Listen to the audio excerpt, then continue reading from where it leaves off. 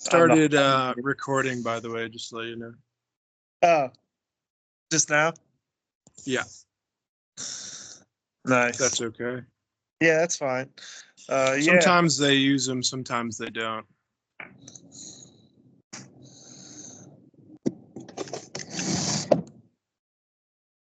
What was the drama about? I don't want to get into it, but you know, there's hard days where we don't feel as much Dhamma or the fruits of Dhamma, and it's harder to navigate, especially things like sickness or like mental problems. Mm. I hope Dhammarato is doing all right with the low energy. Even if you have low energy, it could be hard to practice. It could be hard to embody the Dhamma. Yeah. Buddhadasa used to say, when we're sick, when things are falling apart, that's the best time to practice. Because anybody can feel good when things are going well, you know. Yeah. Yeah. If it doesn't, UG Krishnamurti used to say, if it doesn't work in traffic, then what's the point? Anybody can be peaceful on a mountaintop, you know. Yeah. That's a good one. Can you be peaceful in hell? Can you find joy in hell? That's a good question, you know.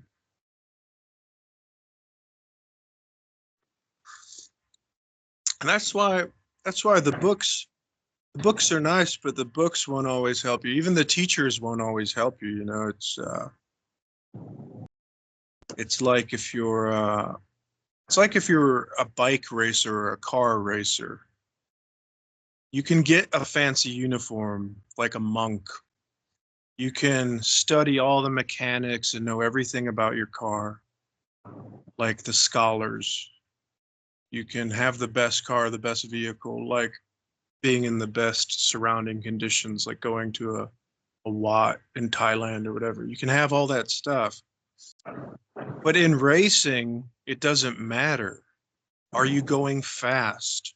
Are you relaxed behind the wheel? Are you winning the race? In racing, that's what matters. They don't give a fuck what you look like or what your credentials are, like Western society's obsessed with. Can you run a good race? Can you do well in the race? And in the Dhamma, it's can you find joy in gladdening the mind here and now? Who cares if you're the king of France or if you have a doctorate or if you're a monk in some temple with the biggest prayer beads? Can you find peace right where you are, right where you sit? And we only have to ask ourselves this question. Nobody's going to answer it for us. Nobody's going to go in our head and say, "Oh, you're suffering. Let's find the correct way to practice and be happy." You really have to do some self-investigation. Aw, such a cute kitty. I love cats, man. Yeah. Yeah, it's interesting what you said about race and race car drivers, how they have to go fast and be relaxed behind the wheel. Yeah. And go the distance while they're going fast. And it's just an analogy. It's not perfect, but a lot of times in the Dhamma, people get obsessed with the studying, with the memorization, with the different vocabulary words, with the robes, with the necklaces, with the rituals, with the how long have you been practicing, how long this, how long that. But sometimes, well, damn near almost every time, a lot of beginning students, they just never get quite understand that all that shit, it's not that it's good or bad. It just doesn't do anything for you with gladdening your mind unless you allow it to. But if you think, oh, I know all the words, oh, I studied the most, oh, I'm a monk in a monastery, and you think that's going to do anything for you, if you're depending on that, then you're just fooling yourself. We really have to ask ourselves, day by day, these things happen to me that I can't control, and they piss me off. They get me angry. They get me frustrated. Why am I practicing the Dhamma? What is all of this for? Those are the real questions. What the fuck are we doing? If we're just going to sit here and suck each other's dicks, we're just pissing in the wind. You know what I mean? Why are we doing this? We're doing this because we want to find peace. We want satisfaction. And when we have calls like this, it's a reminder of the simple things, the remembering sati, remember to look and change. That's the whole Eightfold Noble Path. That dukkha dukkha nirodha is the point of all this. There's dukkha in this world, and there's a way out of it. And that's all that there is. The Buddha said, both formerly and now I teach one thing and one thing only, dukkha dukkha nirodha. Everything else is bullshit. Everything else, you're just kidding yourself. And that's what the whole Pali Canon is just don't worry, be happy. But students don't want to hear that. Students have the Western mentality, especially in the West, of course. They want to run the race. They want to climb the mountain. They want to be the best student. They want all this bullshit. And they spend a lifetime trying to get it. But ironically, if they put all that shit down, all that craving, all that desire, then the kingdom of heaven would unfold right here, right now. Yeah, and there's a trap because learning some theory and some of the words like sati can be beneficial, and you want to know what other people mean when they say it. Of And then course. you get bogged down with theory and distracted. Yeah, so it's hard Yeah. in that Yeah, regard. just like our analogy. A fast race car sure will help you. A fancy fireproof uniform sure will make you feel good. But if you're driving your car into a fucking brick wall, what difference does it make that you know what kind of car you're destroying? You know, the ins and outs of everything to do with that car that you're driving into a wall. So I'd rather have a guy on a lawnmower keeping it on the road rather than having everything that is the best of the best and driving it into a wall. I know what sati means. I know what this. Yes, but can you practice it? Can you drive? And sure, basic knowledge. I'm not against the uniforms. I'm not against the fancy race cars. But you got to become a good driver. You have to learn how to drive. Learn the basics first. Yeah. Yeah. The basics, and then master the basics. Master the basics. And yeah, it's fair to say that most race car drivers have mastered the basics. Yeah. And some of them, their arrogance have got them obsessed with the types of cars they drive, who sponsors them during the race, how their girlfriend is doing, getting the best motor, getting the best engine. It's not that they can't do well once in a while. And it's just an analogy.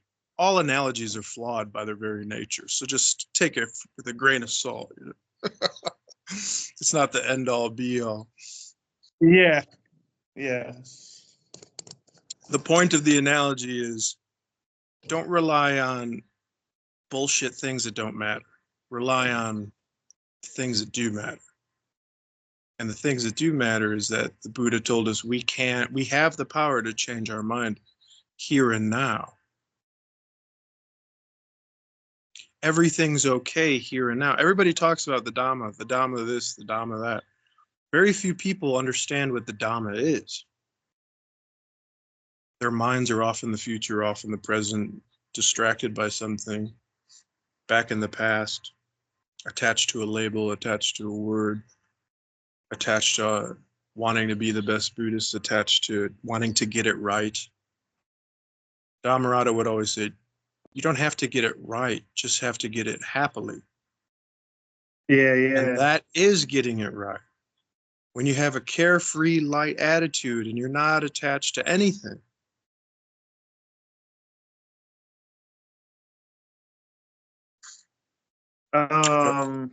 If one were to explain the Dhamma to I don't know, a teenager, what would be the best way to do it?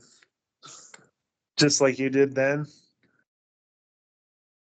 You know, like you said earlier, just lead by example. Okay. When they make a mistake, don't be so hard on them. Be forgiving. When they come to you for advice, use wisdom instead of ignorance. And just be joyful. You know, have a joyful, lighthearted attitude with them. Show them that they can change the things in their mind. They don't have to be a slave to the mind. They could be a friend to the mind. They could help guide it. You know? Why do we all, I always say this, why do we all like our grandmas and grandfathers? Nobody's ever liked their grandma and grandpa because when they were around them, they were anxious assholes. You like your grandma and grandpa. Why? Because they had the energy of just loving kindness. They didn't know Buddhism. They didn't know the Dhamma, most of them.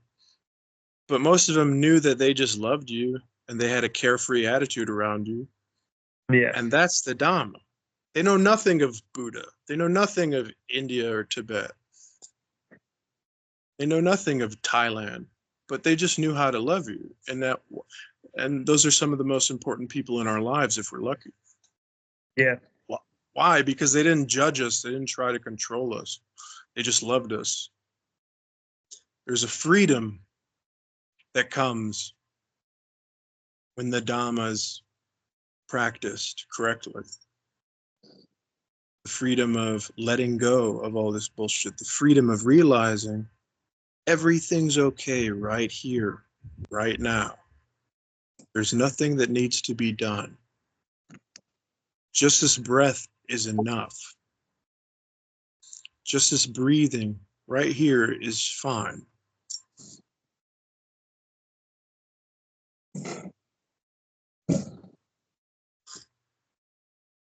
And the reason we have Dhamma talks like this is because we're practicing sati. We're practicing the Eightfold Path. We're reminding ourselves, oh yeah, I don't have to be a slave to this bullshit. I don't have to let dukkha control me. I can just let it all go. You know? I love Ajahn Chah's example of the water buffalo. He's trying to keep it on the road, but the buffalo wants to go to the left. It wants to go to the right and eat the vegetables and trample the rice garden. And he says, that's like the mind. The mind wants to get involved in our thoughts, feelings, and emotions. Call me back. Oh, good. All right. Peace. Love you. Tell that guys. Give me 1 second. Yeah, no problem.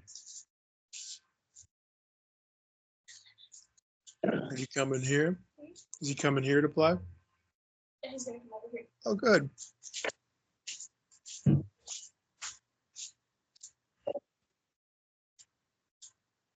I wonder if I can set up this mic so you can hear me better. I hear you fine, but Oh, do whatever you want to do. I will never stop somebody from enhancing their audio.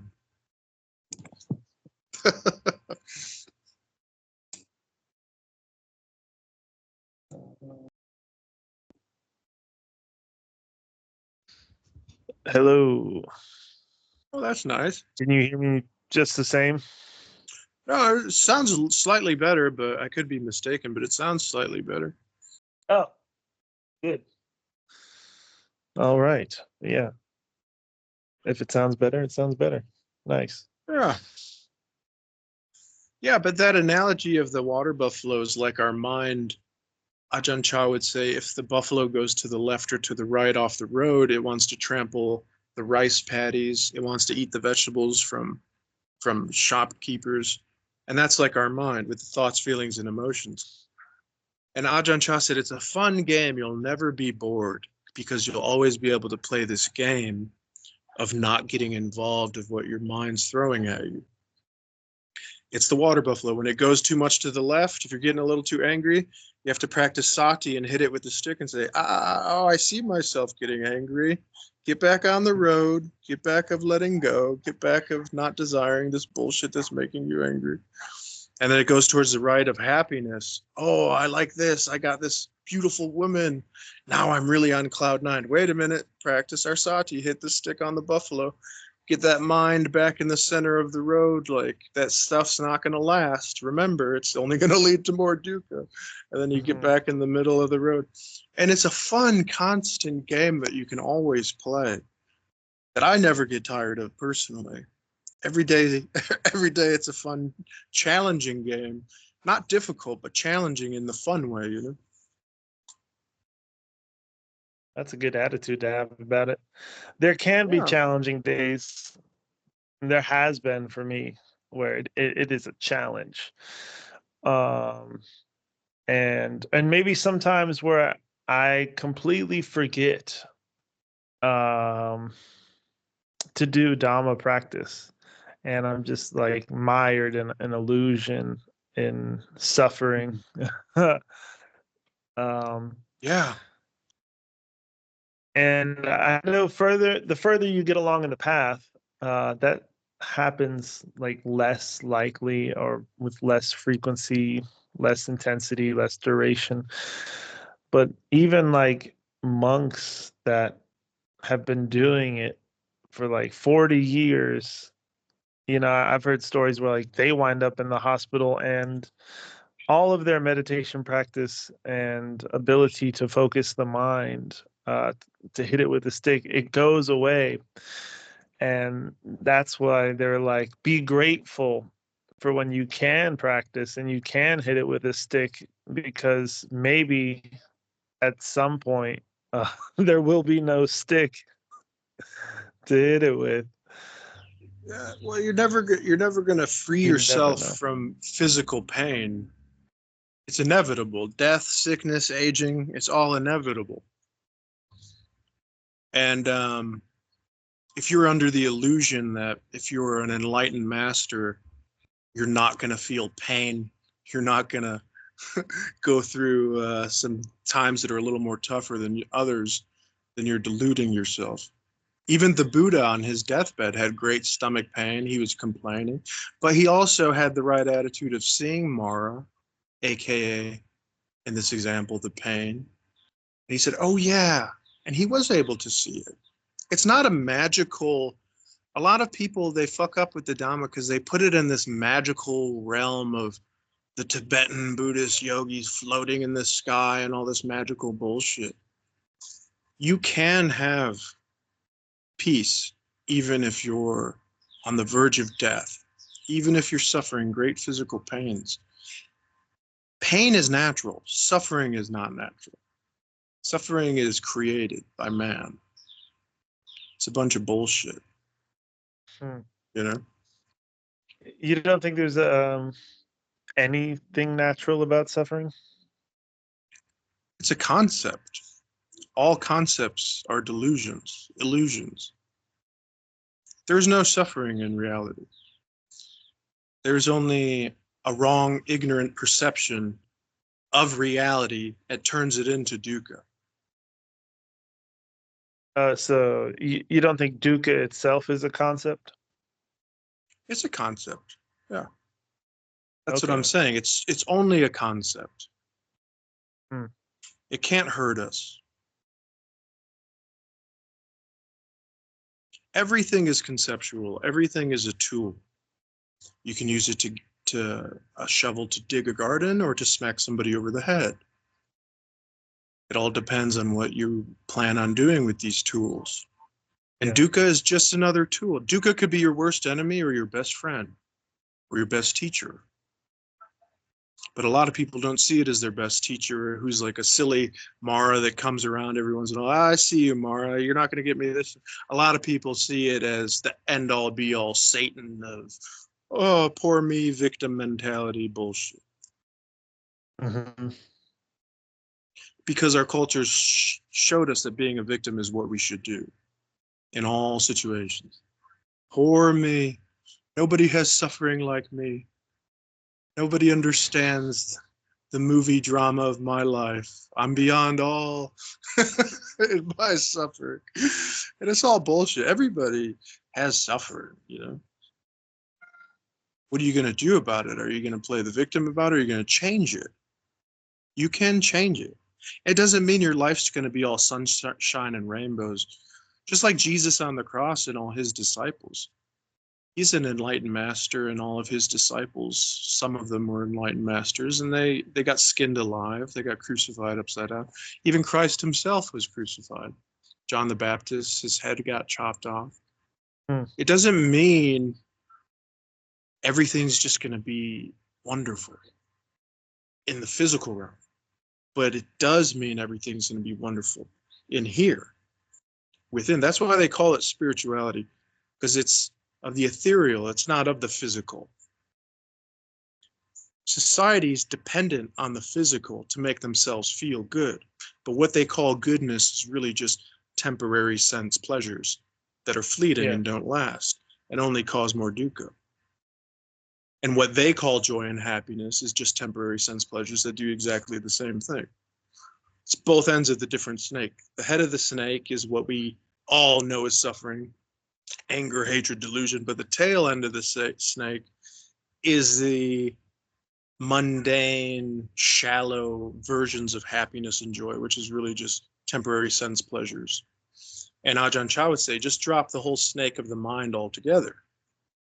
And then this noble joy comes, and that's the nibbana, that's the cooling of the mind, where you're no longer being born, reborn, and dying into new thoughts, feelings, and emotions. You see them for what they are. You see them as anicca, dukkha, anatta, impermanent, unsatisfactory by nature, and inherently empty of a permanent self. So why would you cling to any thought, feeling, and emotion? It's all going to come and go. This call will come and go. More people will come and go in the Sangha. Nobody really gives a fuck. Don't hold on to anything. Dhammarato, great teacher, he'll come and go, as we're seeing. Yes. Maybe then some assholes will take over. Maybe some great people, even better than Dhammarato, will take over. I don't know. The future's uncertain. And who gives a shit? Whatever happens, happens. It doesn't mean that we want bad things to happen. It doesn't mean that we're looking forward to, no, but we're prepared. Sure, we hope for the best, but we prepare for the worst. You know? And what are you going to do? How does one maximize preparation? I get the joy and happiness part, but other than that, is that the only thing? Just be satisfied with the way things are. The Western mindset is, okay, I have nibbana, but I want the super nibbana. Okay, I'm satisfied, but I want to be really satisfied. And Dhammarato taught us good enough is okay. Things are not going to be perfect, but they're going to be good enough. You may not have all the money in the world, but you have some. That's good enough. You may not be perfectly healthy, but you have some health, and that's good enough. You may not have all the answers, but you have a couple answers. That's good enough. Can you be okay with the way things are, is the question. Can you be satisfied not knowing? Can you be satisfied not getting it right and not being the best and not being perfect, not being the most attractive and not having things go your way, not getting the wife you want, not getting the children you want, not getting the husband you want, not getting the friends you want? Can you be satisfied? And it's either yes or no, you know? You could bang your head on the wall wishing things are different. It's not going to do anything. Yeah, I think there's momentum. Like if I've been practicing doing formal techniques and focusing the mind on an object with an awareness and bringing my attention back to that object. And on top of that, I do metta or instill feelings of well-being in myself and others. and I look at the line between myself and others and see how thin it actually is. When I do all that, then when I do get sick and I'm sitting there throwing up with food poisoning or something, I'm like, it's not that bad. I can laugh at myself, and that's good enough. Um, Other times I completely lose it, and yeah, Oh, and then it might take days for or somebody else to hit me with a stick, and that's what the song is for, uh, yeah. So to get basically, us out of our mud. you're a human. You fuck up once in a while. Big deal. Everybody, I fuck up. I fucked up the other day. I got angry as fuck. So Yeah, what? Can you be okay with that? yeah, Can you have compassion on yourself and say, oh, yeah, I'm just a person. It's all right if I fuck up. It doesn't mean you want to fuck up. It doesn't mean that you're encouraging yourself to make an excuse to fuck up more in the future. But can you be okay that you're a human and once in a while you're going to make mistakes? That's what being a human is about. If you were perfect, you'd be a fucking Buddhist statue or a robot, not a human. Ajahn Chah used to say, everybody they think they're the perfect Buddhist because they can sit and not be disturbed in the mind and just smile like a chicken. And he's like, I've seen chickens who can roost for months on end. Are they enlightened? Are they enlightened beings? It doesn't mean anything. What being enlightened, what having nibbana means is, can you be amongst the world? Can you think and feel and interact with other human beings and not be perfect and be okay with it? yeah. Don't be so hard on yourself or take life so personally or seriously. It's no big deal. Give yourself a break. Do you think that it's a good thing to have goals and maybe a little outcome dependency, or goals without outcome dependency? Like, yeah, I'll have the goal, and whether I reach it or not, I'll be okay. But just like to be prudent and um, imagine a future that you want and try to change the world for this, for that, because it's like not good enough, or it's perfection, but you're perfecting perfection. Yeah. You're If you human. want to take it You like want to that. have you're human. You want to have some goals and some things that humans do. There's nothing wrong with that. The Buddha had many goals and he achieved many of them, but he wasn't crushed if they didn't happen just the way he planned. He wasn't crushed if they didn't happen at all. He was perfectly fine whether they happened or not. He didn't give a fuck. So you want a goals, go ahead. But it's not, don't fool yourself. Don't think that once you achieve some goal, oh, that only then I'll be happy. Then I'll be content. Yeah. Have to have Or the wisdom in your opposite. goal achievement. Yeah, When you don't achieve your goal, don't beat yourself up. exactly. Real Um, laziness is not changing your dukkha into sukha, not changing your dissatisfaction into satisfaction or joy. That's real laziness. And that's the only real goal we need. If you have other worldly goals like opening a school or becoming a certain thing in a career, there's nothing wrong with that whatsoever. We're human. That's what we do. We do all kinds of different shit. Some people become monks. Some people become kings. Some people become maintenance workers, whatever the fuck. It's all good. Yeah. That's the beauty of the Dhamma. It's not something that we have to strive for like everything else. It's available to us now. Because when we come back to the breath, that's why there's the emphasis on the breath that the Buddha showed us, is because when we have the breath, it frees us from this conceptual world that we're used to playing in all the time and yeah. getting burned in all the time. When we come back to the breath, we realize, oh, actually, we're all perfectly enlightened beings already. The only thing that will keep you from being enlightened is your karma.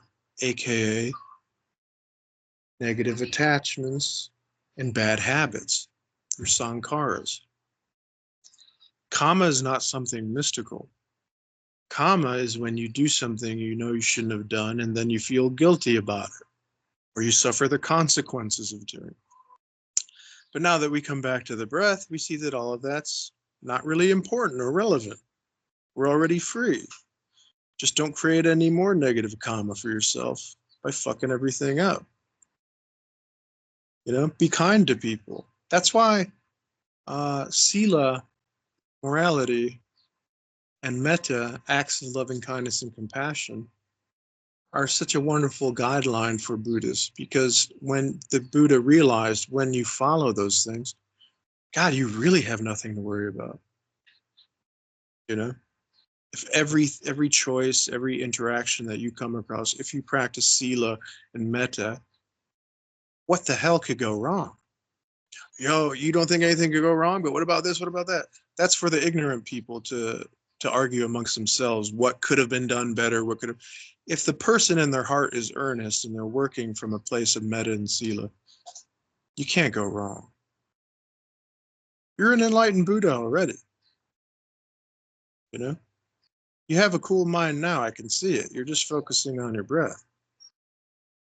You know, thoughts, feelings, emotions are going to come. Just see them for what they are. They're just part of the body, natural chemical process. You don't have to fight them. You don't have to love them. You don't have to hate them. Just live with them. Can you live with them peacefully? And most people can. That's why I always say Nibbana is not some magical, mystical thing. Being an arahant is not some fucking some bullshit that these assholes created it to be. It just means you're chill. But they want to make it something that it's not. They want to make it greater. They want to have a competition. They want to go to Harvard. They want to go to the best Watts. They want to be the best monk. And then they're playing around in the dukkha realm again. Yeah. I would agree with you on that. And then I would also say that it's good to have categories.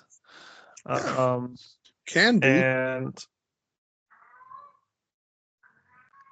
oh man, let me take care of my cats real quick. Hold on. Go ahead, dude. I'll be right back. They want to go out. Ahead. Just chilling. Come on, baby.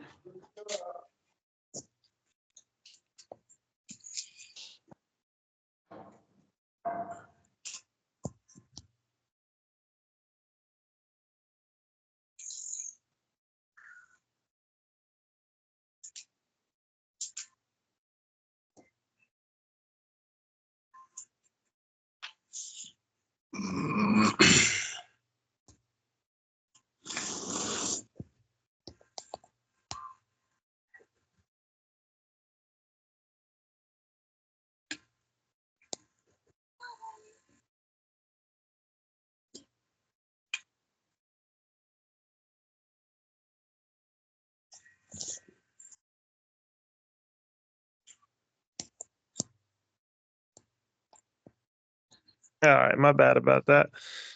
Take your time, dude. Letting out your cats, tending to your cats is more important than anything we'll be talking about here. That's funny, that's yeah. actual Dhamma practice is being peaceful and kind towards other living beings. That's the real practice. This is just talking. True. I hope others may hear this, though. They may get something out of it. And maybe they will, maybe they won't. Maybe I'll get something out of it. So there are some things with theory that I still don't understand, and I appreciate categories, and I appreciate not having to be categorical too. But like Healthy soda balance. yeah, healthy balance. But there are these words which I don't understand, which would be interesting to understand because they're out there, and maybe if there's the word pointing to a state of being or a state of consciousness like Sotapan, and a path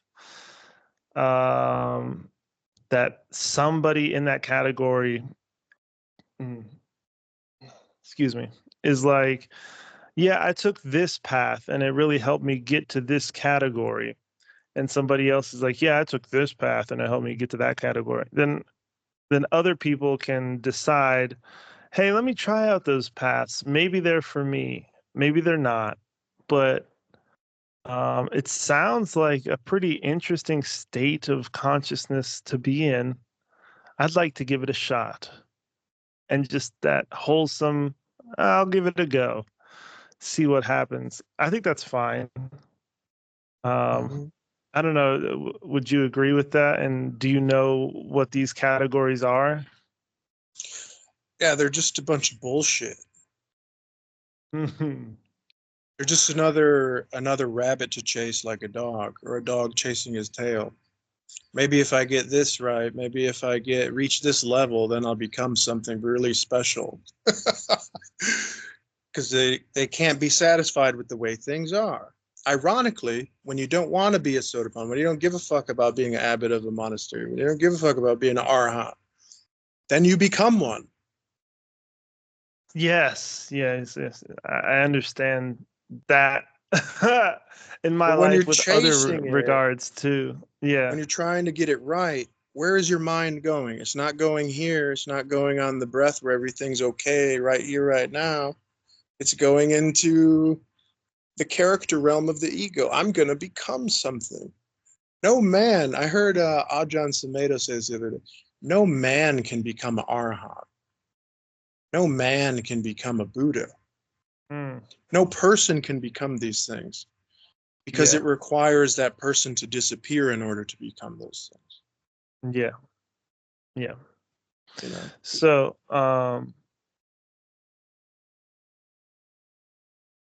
you'll be chasing it when your I entire life. is there a part of you that is a man?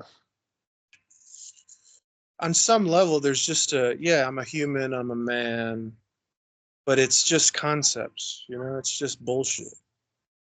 But I Yeah. guess if I had to describe myself as something, sure, for the sake of getting to, like Juji Krishnamurti or Jay Krishnamurti said, for the sake of getting to our trains on time, for the sake of these material things, sure there is, but it's not a mystical, there's no self.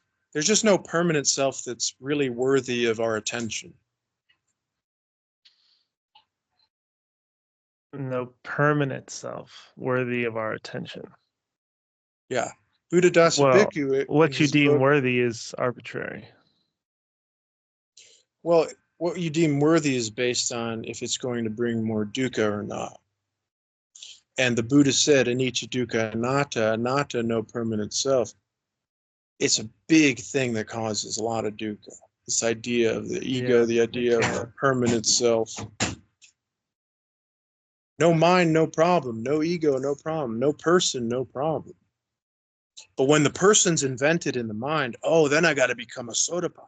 Then I have to get to this yana and this yana. And then I have to do all this shit. And ain't I special? Hmm. Right? Ain't I the best? Because Yeah, I, that can be me, a my. toxic way of looking at it. That is that's whenever you bring in too strongly a person, a I, me, my, into any equation, you're getting yourself away from the moment. Mm. You're getting yourself away from gladdening the mind here and now. Because all of a sudden now Um, I've taken off in the vessel of the ego, and now I'm off to the future. I'm off to the past in my ego DeLorean. mm. Yeah. So I know there's some people that claim that they're arhats, Yeah, they're and called assholes. I would Delusional assholes. well, that may be most of them. That may be most of them. Uh, I'm willing to be open-minded and say maybe there's one or two or many that are not delusional assholes. Nope, 100% of Um, them. I don't like to be I'm just joking. so I'm just joking. uh, A lot of them. Yeah. closed-minded. I like to leave a little wiggle room. Because Maybe if the you, boot, maybe it was only the Buddha, but Yeah. I ride my back around just like, normal. Yeah. Alright, thanks. Go ahead. Well, the reason you don't want to close that door is because then there won't be any cheese left to go find in the maze. You want the possibility that there's something else beyond this, because we can't be satisfied with what's right here, right now. There must be a magic perception. Maybe if I take ayahuasca, maybe if I do this, maybe if I go on this deprivation. And that's what the Buddha did. He was the best at it. His body would become emaciated to the point where you can see his ribs through the back of his body. He was the best. Nobody could suffer like the Buddha suffered. yeah, But through all that, he learned, oh, I'm fucking stupid. I should have you just found the middle path. Yeah. been okay with the way things are instead of trying to bulldoze my way into happiness and in some realm that doesn't exist. Well, you think you could relax your way into arhatship or middle path your way into it and just fall and all of a sudden, hey, look at that. It Why do you seems like want? Why do you I don't want to have a be a arhat? desire. I don't have a desire to be an arhat, but it seems possible that I could relax and middle path my way into it and then just look around and be like, oh yeah. If you say these are the categories, this is what it means to be a arhat, and then I examine my life and I'm like, yeah, it seems like I have checked all those boxes. I guess I am. I think that's If you fine. can't, if you can't find peace right where you are, right where you sit, you're not going to find it anywhere else. That's what Dogen Zenji said, and I agree with him. Where are you going to Yeah. find it? If you can't find it here in your mind, you think it's on some other way, it's in some other path, it's in some other future, it's in some other. Because when you look around your room now, you're like, well, I'm just a dude in a room. And part of you's not okay with that. Part of you looks at your life and says, well, I wish this was different. Maybe if I changed my perception, that would be. And then you're on the hunt to become a Sotapanna and all this shit. Yeah, it goes up and down. When I was Sure. just talking to you, looking around my room, I was perfectly fine and in peace the way things are Until we start thinking about things. until, Until yeah, we start contemplating. until some sankara pops back up or some habit pattern and yeah, thought loop. Let's play a game. Let's say your life will continue on the path it's been on at this moment, and you will live and die as this normal, average dude who's moderately happy sometimes. Can you be okay with that? I Or got not? this Puerto Rican music driving by. Oh, nice. Can I be Let's assume uh nothing changes with your perception. Nothing changes with your consciousness level of Sotapanna. Can you be happy with just this dude here, who you yeah, are? Yeah, yeah, yeah, yeah. yeah. And I think many people can be happy and But the but always inevitably comes. I would But like it. Yeah, I would like there to be, you can be at something peace more. with what you are and be totally at peace in the present moment and in this moment and in that moment and in that moment and not need anything. And if you do that long enough, along with practice sila, um, you know, trainings in morality and ethics, then maybe that's the category where you are an arhat. If you're fine with what is and you're helping everybody out, may all sentient beings be happy. And Yeah, you're that's like, you. You just describe yourself right now. yeah, So congratulations, you're an arahant. Feel any better? yeah. Feel any different? I feel a little bit better. Yeah. Okay. It won't last. Just That kidding. feeling won't last. Um, but did the Yeah. Buddha categorize these things? Did he make the categories? Well, they say he never wrote anything down. And again, we have to use the brain that God gave us. He lived 3,000 years ago. We have modern teachers. I've seen it with my own eyes. Modern teachers where the students couldn't recall what the teacher was actually teaching to save their fucking lives. So don't put too much stock into um, that shit. The Buddha was awesome. He said some cool shit in the early parts of the Pali Canon, especially. And then later on, the monks kind of took over and they got a little culty and religious and they kind of created this whole dream world bullshit. But the Buddha didn't write anything down, they say. So, I don't think he gave too much of a shit about categorization. He said, they say, and see, what's the cool thing about Buddha is you don't have to rely on faith. I could take somebody like Buddhadasa Bhikkhu or Dhammarato and hear or read what they say, test it out for myself and say, oh, yeah, so that's what they got from the Buddha. That's what I'm getting from them. It seems from what I've tested, 100% scientifically accurate. So there's no need to play the Christian game of what did the original fathers say and how holy it was, which a lot of Buddhists do because they still have the mindset of the worldly mindset of birth and death, samsara, of avidya, ignorance. They want a God. They want levels. They want things to be difficult so they can study and become the best student. That's what they love. So the Buddha just said, you want to shave your heads, you want to wear robes, go off in the forest and do it. It's no skin off my back. And they did. And he probably Yeah. was more for it at the time because they were kind of considered outcasts, weirdos, even amongst the spiritual people. And the Buddha probably thought that was hilarious. But had he known that it would grow into a religious kind of cult based on superstitious rituals and shit, he probably would have been like, what are you doing, man? Because now when I put on the Interesting monk thought. beads and the robe, I'm really somebody now. And people, you can see it even in the song. People will just light up when there's a monk in the room. Oh, he has a golden robe and he has beads. Oh, how holy. It's holy He's sitting dog there shit. thinking There's about nothing. Yeah. It's just a the costume you could dukkha. get at a Halloween store.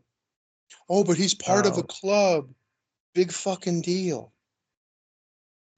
all right, all right. We disparaged, we shit on the monks in the monastery. Now it's also time to give them a little credit because Sure. it's nice to have a place to escape society. They had the orange robes, I believe, because prisoners wore orange robes and they wanted to be like, hey, we're outcasts too. At least one uh type of monastery did that, if I can recall. Turn off the water. Yeah, I heard they used to get the robes off like the corpses in the graveyards because they just didn't have money to buy fabric, and they were just like, and the funeral pyres where they would like bring the bodies if they were too poor to bury their dead, they would just wrap them in this cloth, and a lot of times it happened to be like auburn or orange or red, and they would just use that rotting corpse flesh wrapped around them. But now it's become fashion status and Yeah. yeah, but like you were I saying, you had a good point. There's wonderful monks. Of course, I love monks. I love Buddhadasa Bhikkhu. I love all these people. There's wonderful monks who are in it for the right reasons, who know. And Buddhadasa Bhikkhu used to grab his robe, by the way, and he would tell his students, "This is just cloth. Don't be so hypnotized by it." See, that's somebody who knows what they're doing. But you see a lot yeah. of people with arrogance, and it's not good. In Hmm. this day and age, it's almost more of a hindrance to become a monk than it is helpful. But solitude is quite helpful. And like you were saying, there is some monks who've done it and done it successfully. There's nothing wrong with becoming a monk. There's nothing wrong with a hammer. But again, it's how you use it. All these conceptual notions, how are you going to use them? To your advantage to help others? Or are you going to cause destruction to yourself and others? Hmm. And a monk is just another tool. It's like being a plumber. It's not special at all. Yeah. What is special, though, is can you change your dukkha into sukha? Can you go beyond liking and disliking, birth and death, here and Yeah. now, being okay with the way things are? That is quite special. Yeah, quite special indeed. Can you give up the bullshit of this world? Can you give up every search? A lot of people can't. And a lot of people who say that they're spiritual spend their whole lives looking for that golden carrot until the day they die and they never find it. Yes, call off the search. Yeah, call off the search. Fuck it. And who cares? You know, I don't know. Well, do whatever you want. I don't care what people do. So, I'm not here to convince anybody. Well, Do whatever you wish. Set yourself on I fire.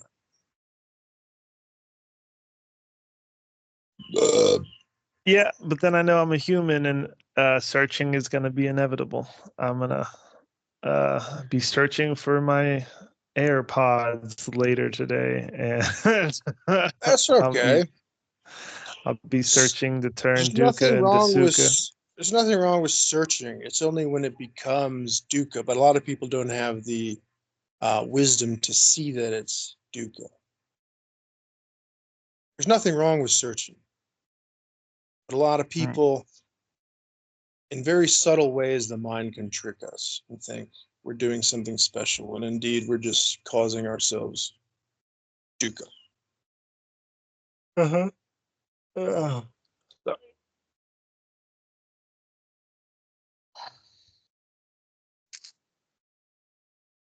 Strange, it was just me and you today. I thought it said 90 people were participating, but I guess Oh, that's that's everybody okay. in the call. Fuck them. When you tell the truth, there ain't going to be much people that stick around. But if I said, I'm from Thailand with my golden robe and big old beads, then everybody will come around, just like in the West. PhDs. You ever see Guru Vikings podcast? It's almost like a medical podcast because it has so much doctors on that fucking show. I don't know how you can have a spiritual podcast. Yeah, doctor this, doctor that. What Yeah. the fuck? It's the academia podcast because we're hypnotized by the Credentials mean outside world. something to a lot of people. In the physical world, it's all they see. It's all they see. But if they want to see the world that way, it's their choice. Yeah. He but shout out to Guru Viking though, because he's had a lot of non-PhD people and a lot of people that I Really? like. And if it I don't wasn't for know. that show, then I wouldn't I have don't found know him you. personally. Only thing I know is on his podcast, I see a lot of doctors. Doctor this, doctor that. And it's just people can be hypnotized by this bullshit. By, oh, you're a doctor, you're a doctor. Break the spell. See people as they are. See what they're saying, not what little crayon is written above their head on some paper plaque. Some, you know. There's a You have to, I don't know, it takes special eyes to see the world as it is. But people love the chains that bind them, so they love being fooled by bullshit. That's why snake oil salesmen are so successful. That's why the world is in the state it is. But anyways, yeah, How it was was that? nice seeing you. Do you have any more questions at all? Love you, man. Nah, man, it was good talking to you. You're awesome, dude. I had fun, man. Yeah, from one arhat to another. Yes, we're level 39, level 40 arhats, man. Everybody else is beneath us, huh? Uh, All right. Stay You rock, blessed, man. dude. I'll see you around. Peace. Much peace and love.